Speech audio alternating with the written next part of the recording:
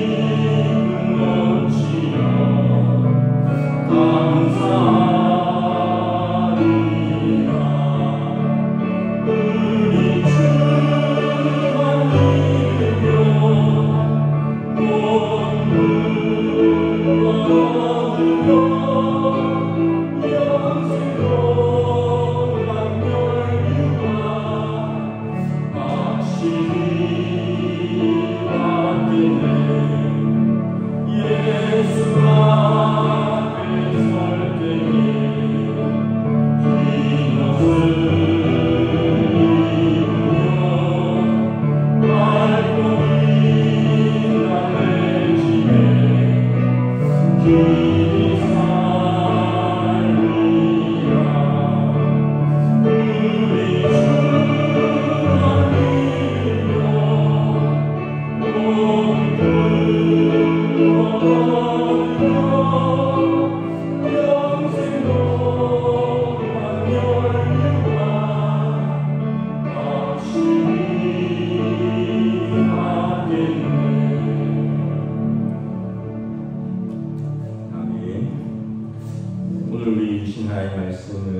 사도행전 13장 32절에서 52절까지 말씀 보도록 하겠습니다.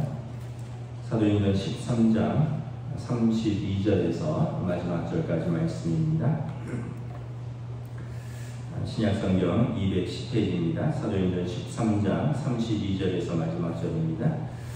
우리도 조상들에게 주신 약속을 너희에게 전파하노니 곧 하나님이 예수를 일으키사 우리 자녀들에게 이 약속을 이루게 하셨다 하니라. 시편 둘째 편에 기록한 바와 같이 너는 내 아들이라 오늘 너를 낳았다 하셨고, 또 하나님께서 죽은 자 가운데서 그를 일으키사 다시 썩음을 당하지 않게 하실 것을 가르쳐 이르시되 내가 다윗의 거룩하고 미쁜 은사를 너에게 주리라 하셨으며, 또 다른 시편에 이르렀으되 주의 거룩한 자로 썩음을 당하지 않게 하시리라. 다윗은 당시에 하나님의 뜻을 따라 섬기다가 잠들어 그 조상들과 함께 묻혀 썩음을 당하였으되 하나님께서 살리신 이는 썩음을 당하지 아니하였나니, 그러므로 형제들아 너희가 알 것은 이 사람을 힘입어 죄 사함을 너희에게 전하는 이것이며, 또 모세의 율법으로 너희가 의롭다 하심을 얻지 못하던 모든 일에도 이 사람을 힘입어 믿는 자마다 의롭다 하심을 얻는 이것이라. 그런즉 너희는 선지자들을 통하여 말씀하신 것이 너희에게 미칠까 삼가라. 일렀으되 보라 멸시하는 사람들아 너희는 놀라고 멸망하라. 내가 너희 때를 당하여 한 일을 행할 것이니 사람이 너희에게 일러줄지라도 동지 믿지 못할 일이라 하였느니라 하니라. 그들이 나갈새 사람들이 청하되 다음 안식일에도 이 말씀을 하라 하더라. 회당의 모임이 끝난 뒤에 유대인과 유대교에 입교한 경건한 사람들이 많이 바울과 바나바를 따르니 두 사도가 더불어 말하고 항상 하나님의 은혜 가운데 있으라 권하니라. 그 다음 안식일에는 온 시민이 거의 다 하나님의 말씀을 듣고자 하여 모이니 유대인들이 그 무리를 보고 시기가 가득하여 바울이 말하는 것을 반박하고 비방하거늘 바울과 바나바가 강대히 말하여 이르되 하나님의 말씀을 마땅히 먼저 너희에게 전할 것이로되 너희가 그것을 버리고 영생을 얻기에 합당하지 않은 자로 자처하기로 우리가 이방인에게로 향하노라. 주께서 이같이 우리에게 명하시되 내가 너를 이방의 빛으로 삼아 너로 땅끝까지 구원하게 하리라 하셨느니라 하니, 이방인들이 듣고 기뻐하여 하나님의 말씀을 찬송하며 영생을 주시기로 작정된 자는 다 믿더라. 주의 말씀이 그 지방에 두루 퍼짐이라. 이 유대인들이 경건한 빌부인들과 그 신의 유력자들을 선동하여 바울과 바나바를 박해하게 하여 그 지역에서 쫓아내니 두 사람이 그들을 향하여 밭에 발의 티끌을 떨어버리고 이고니온으로 가거늘 제자들은 기쁨과 성령이 충만하니라. 아멘. 할렐루야. 한 주간 평안하셨습니까? 우리 서로 한번 인사하겠습니다. 한 주간 평안하셨습니까? 요즘 굉장히 무덥죠.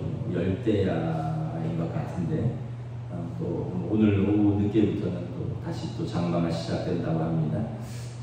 오늘 이제 우리 유치아동부 여름 성경학교가 교회에서 시작되고 또 내일은 교회학교 전체 코이노니아 이제 유치아동부부터 학생부, 청년 1, 2부 다 함께 모이는 우리 또 교회학교 전체 코이노니아가 있습니다.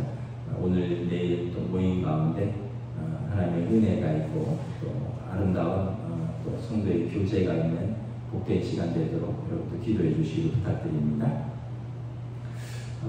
새벽 기도에 지금 사도행전 말씀을 전하고 있는데 약간 설명을 하면 지금 바울과 바나바 사도가 시리아의 안디옥 교회에서 선교사로 파송을 받은 것입니다. 예루살렘 교회는 이제 모교회로서 본부 역할을 하고 예루살렘 교회가 바울과 바나바 사도를 안디옥 교회의 목회자로 파송하였고요. 안디옥 교회는 시리아에 있는 이방인 교회의 중심인데 안디옥 교회가 이제 바울과 바나바를 선교사로 파송합니다.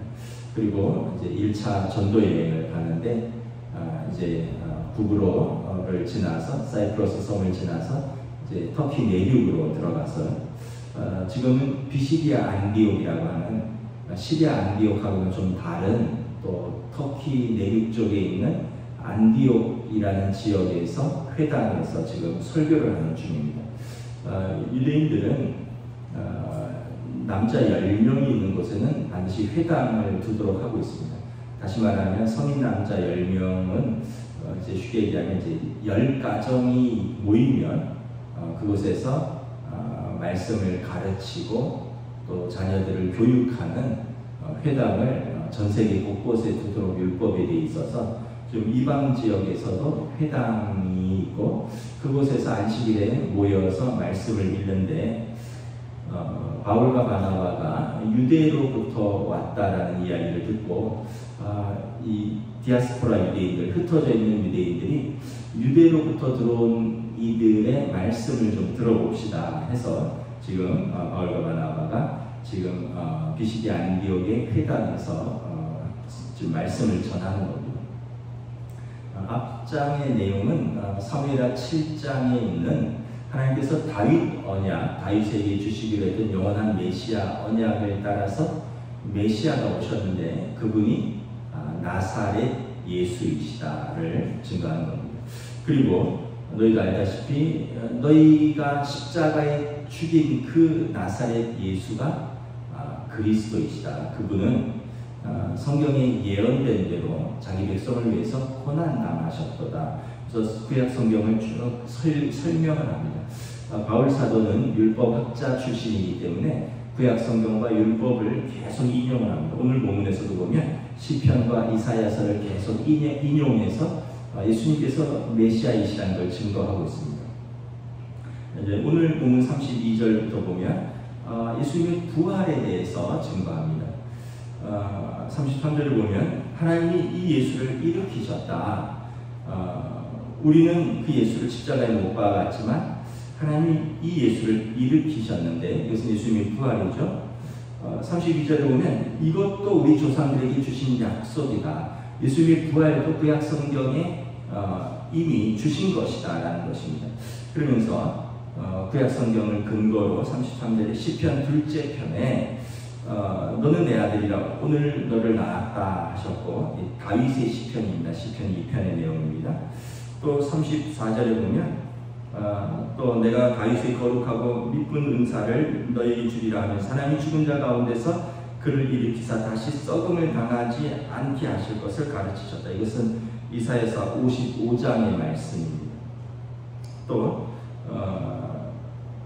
계속해서 이제 시편의 말씀과 이 구약의 말씀들을 인용을 하면서 이것이 다윗 자신을 이야기하는 것이 아니라는 거예요.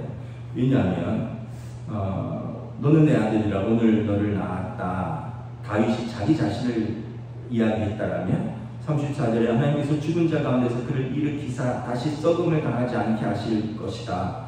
이런 말씀들, 또 35절에 또 다른 시편에 주의 거룩한 자로 썩음을 당하지 않게 하실 것이다. 이것은 시편 16편 말씀인데 36절에 보면 우리 조상 다윗은 하나님의 뜻을 따라 섬기다가 잠들어서 죽어서 무덤에 묻혀있다라는 거죠. 그러니까 다윗이 지은 시편이지만 다윗이 자기 자신을 가리킨 것이 아니라 이제 다윗의 언약에 따라 다윗의 자손으로 오시는 메시아를 가리킨 시편이라는 것입니다. 만약에 자신이라면 자기는 죽어서 무덤에 있지 않느냐. 그런데 너는 내 아들이라 오늘 너를 낳았도다. 하나님께서 죽은 자 가운데서 너를 일으키시고 주의 거룩한 자로 썩음을 당치 않게 하셨다라는 시편과 이사야서의 말씀은 메시아를 가리킨 것이다. 그러니까 예수님의 부활은 구약 성경의 예언자들과 또 다윗 언약을 따라서 하나님의 언약대로 약속대로 이루어진 것이다 라는 것입니다. 여러분 기독교의 가장 중요한 교리가 예수님 십자가의 속량이고요. 그리고 예수님의 부활하심입니다. 왜 꼭 부활이 있어야만 될까? 부활은 설명하기도 어렵고 또 현대인들이 믿기도 어려운데 부활에 꼭 설명을 해야 될까?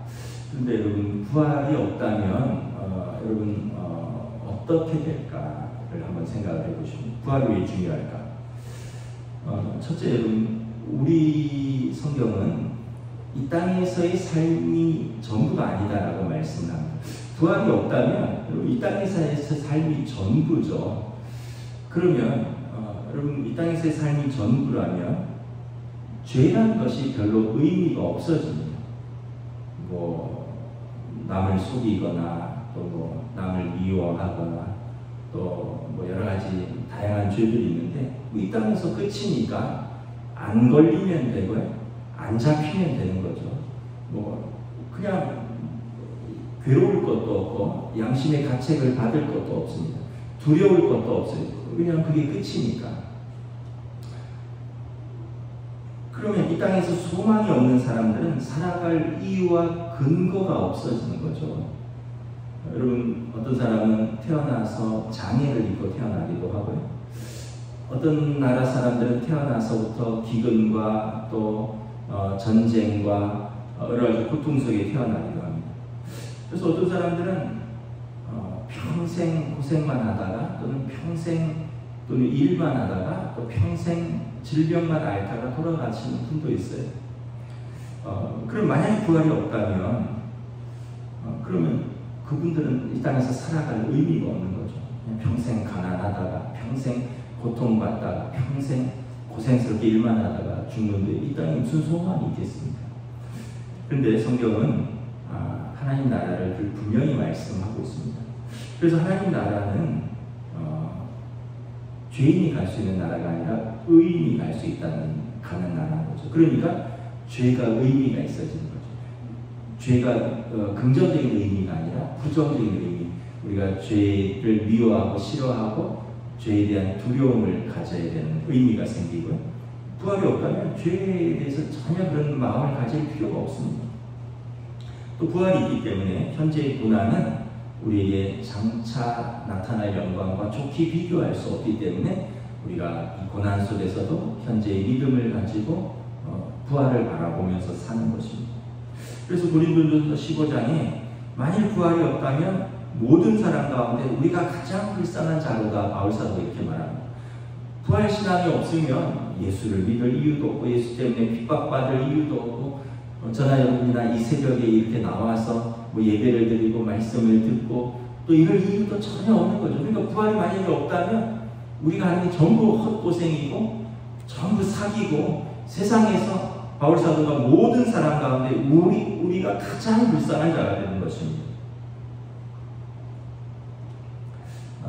그래서 여러분 부활의 소망이 있기에 오늘 이 땅에서의 삶이 더욱 의미가 있고 오늘 이 땅의 삶이 더 진실돼야 되고 더 올바라야 되고 오늘 이 땅에서의 삶이 고난 속에서도 꽃을 피우고자 힘쓰는 믿음의 삶이 되는 것입니다. 또 복음의 이제 핵심 두 번째는 뭐냐면 죄사함입니다. 죄사함. 38절에 보면 그러므로 형제들아 너희가 알 것은 이 사람을 힘입어 죄사함을 너희에게 전하는 것이라. 여러분 죄사함이라는 것이 얼마나 큰 은혜입니까? 뭐 신문 방송을 보면 온갖 사건 사고들이 많이 생기죠.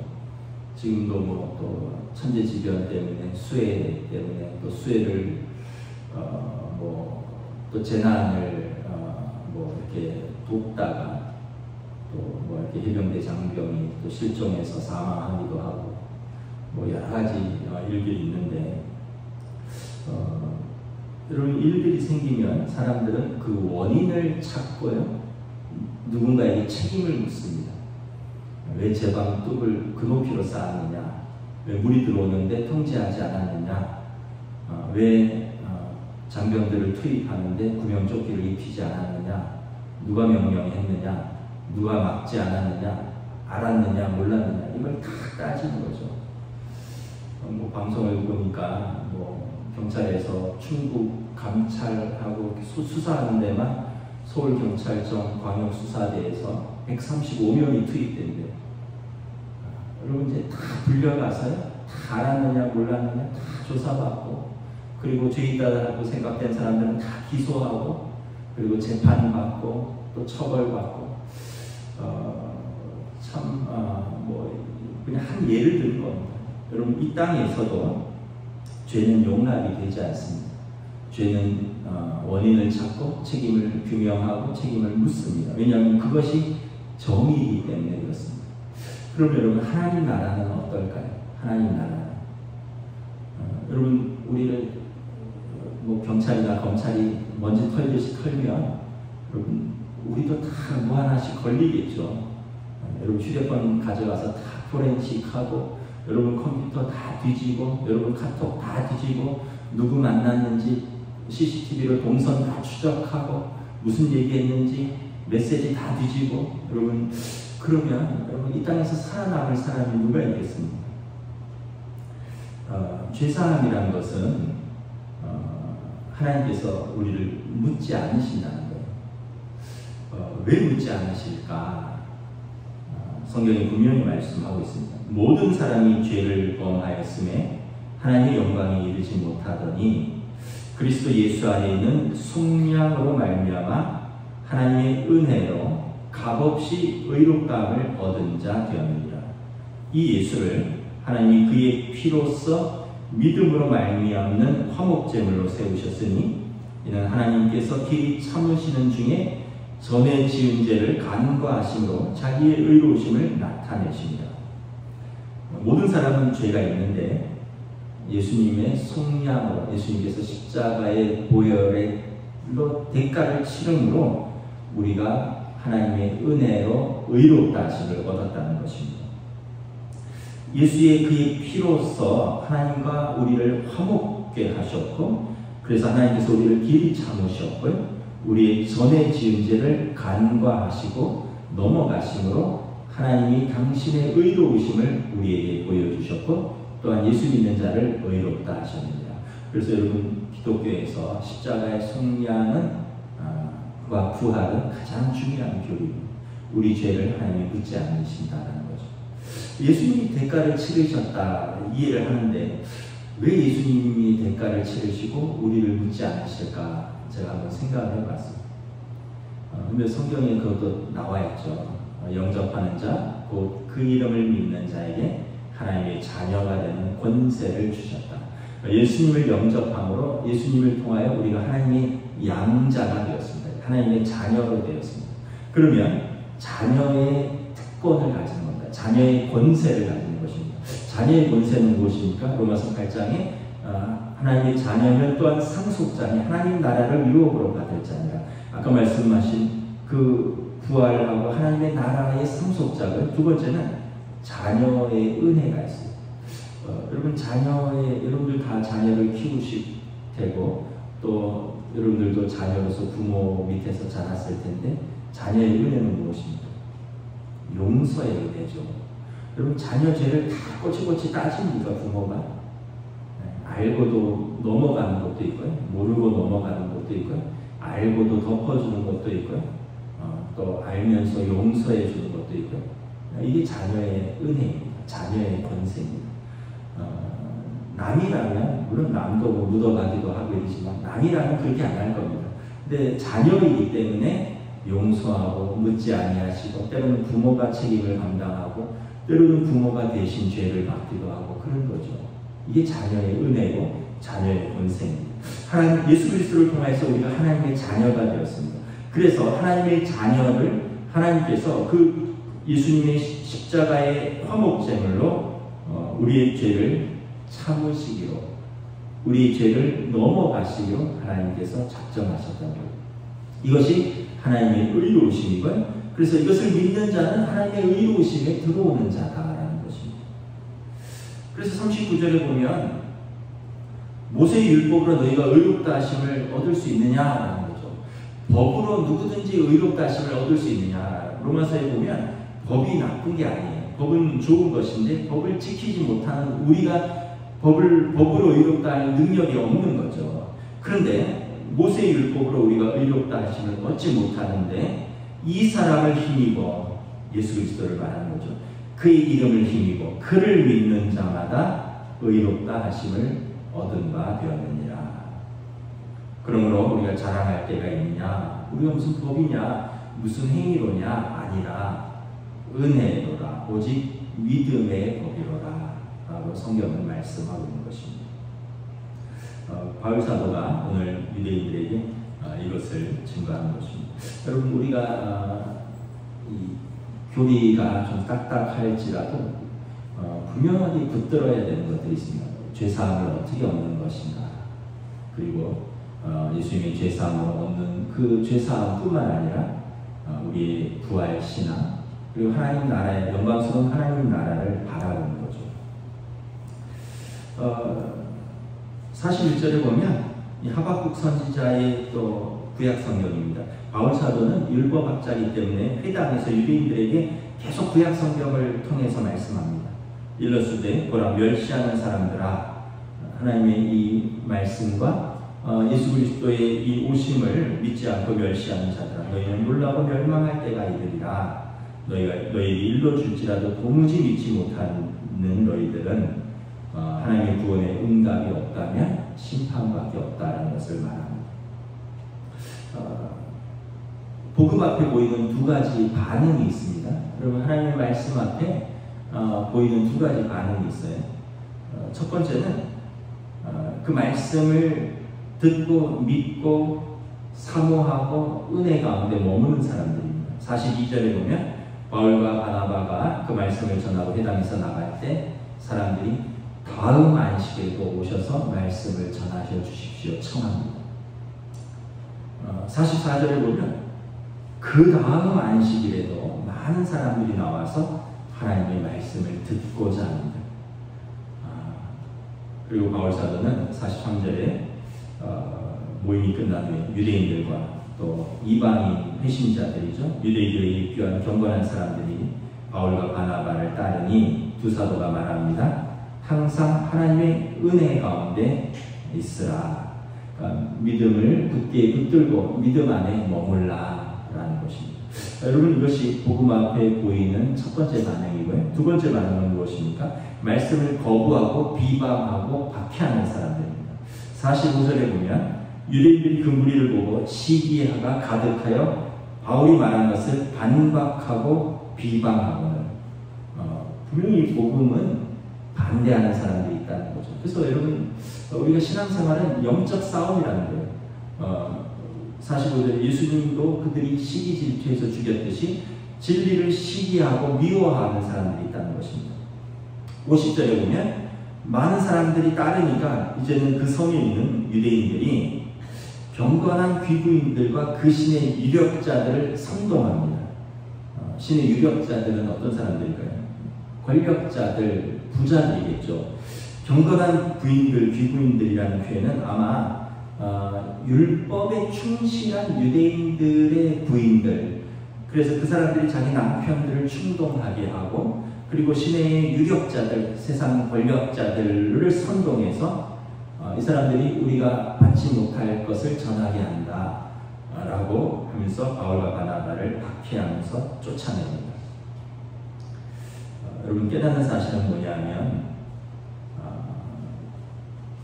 은혜는 하나님이 허락하신 자에게 마음이 열리는 것이다 라는 것입니다. 이게 마음이 닫히면 진리의 말씀을 들어도 진리인지 알지 못하고 빛을 보아도 빛인지 알지 못한다는 거예요.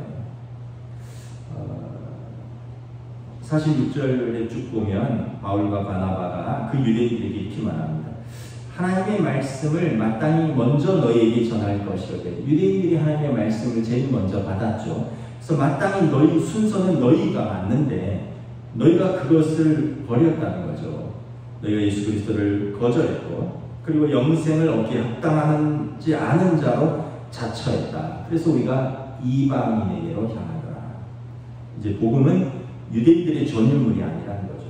이방인들에게도 모든 믿는 자들에게 열려 있다는 것입니다. 또 50절에 보면 복음은 여러분 마음이 가난한 자의 것이라는 것을 알 수 있습니다. 식자들, 그 신의 유력자들, 유식한 자들, 부자들, 권력자들, 그러한 부인들의 것이 아니라는 거예요. 마음이 가난한 자들, 하나님의 말씀을 사모하고 사랑하고 이것이 그러한가 날마다 묵상하고 그래서 그 말씀을 오늘도 듣고 다음 주에도 듣고 그 말씀의 은혜 안에 머물러 있기로 하는 자들에게 복음이 그들의 것이다라는 것입니다.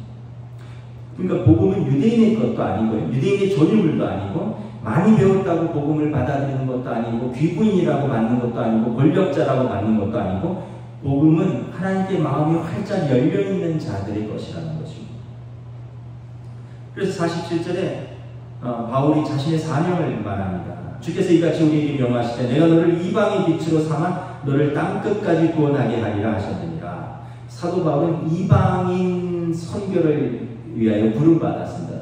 사도행전 9장에 보면 너는 이방을 향한 나의 그릇이라. 그래서 나는 유대인이지만 이방인의 빛으로 그들을 구원하기 위한 사명을 받았노라.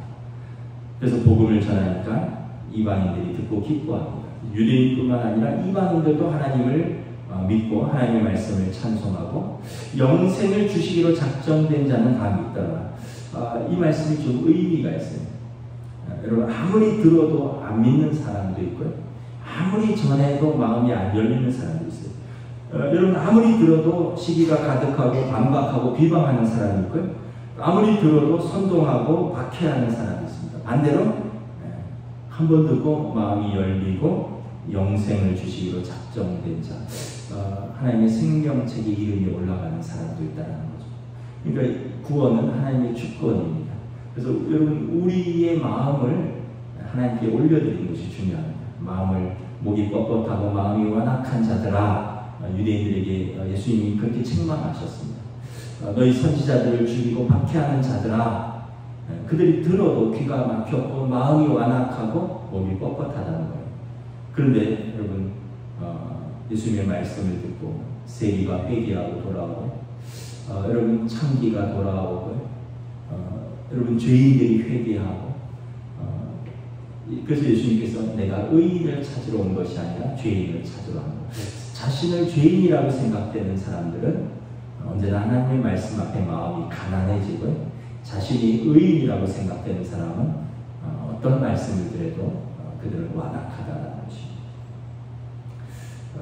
그래서 이제 비시디아의 안디옥을 떠납니다.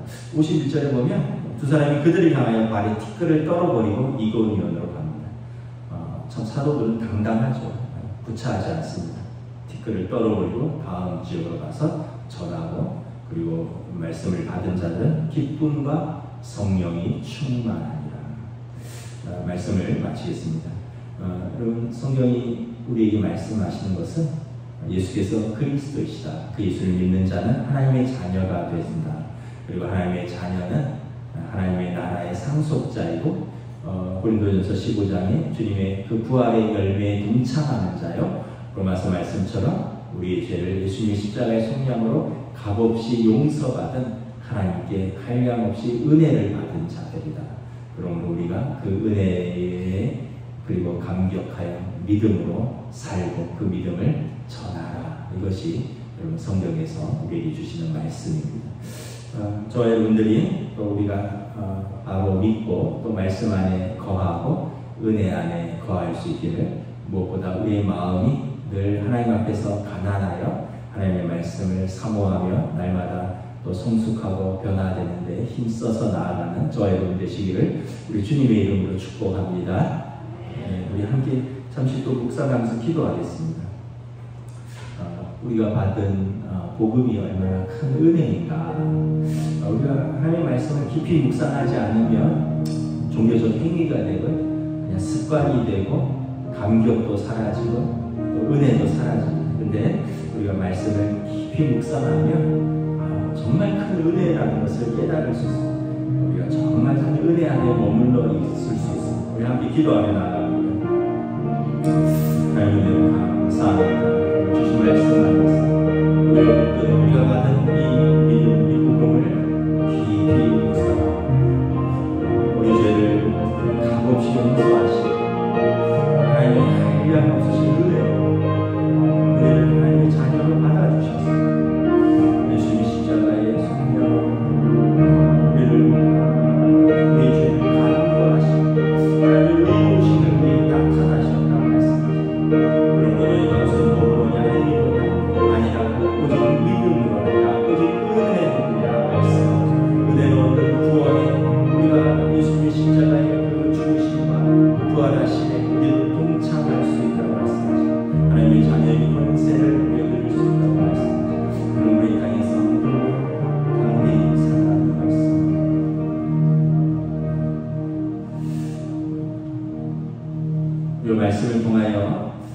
다시 우리에게 주어진 복음이 어떤 것인가를 다시 한번 깊이 묵상할 수 있기를 원합니다.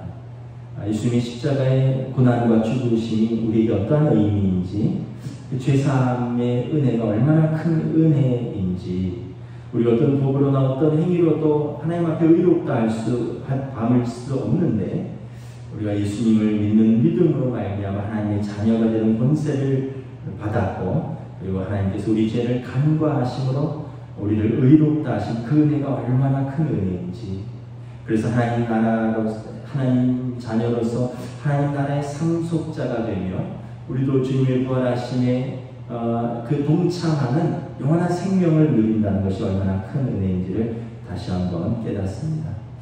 오늘 바울과 바나바 사도가 그들에게 너희가 이 하나님의 은혜 안에 머물러 있으라, 믿음 안에 든든히 서 있을 수 있기를 원합니다.